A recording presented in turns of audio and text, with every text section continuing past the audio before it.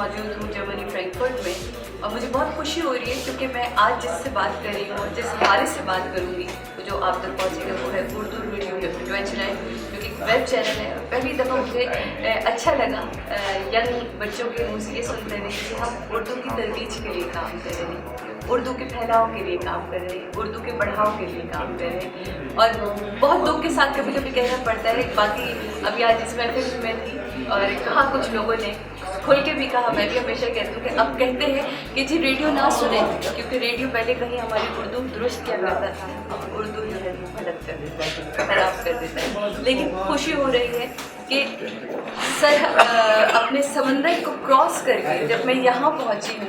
Germany, तो यहाँ अभी मुझे एहसास हुआ कि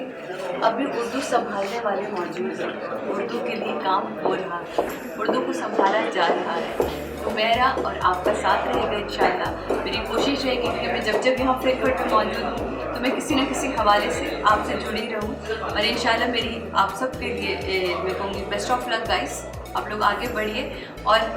जितने नेक काम आप करना चाह रहे हैं अल्लाह उसका आपकी मदद करे।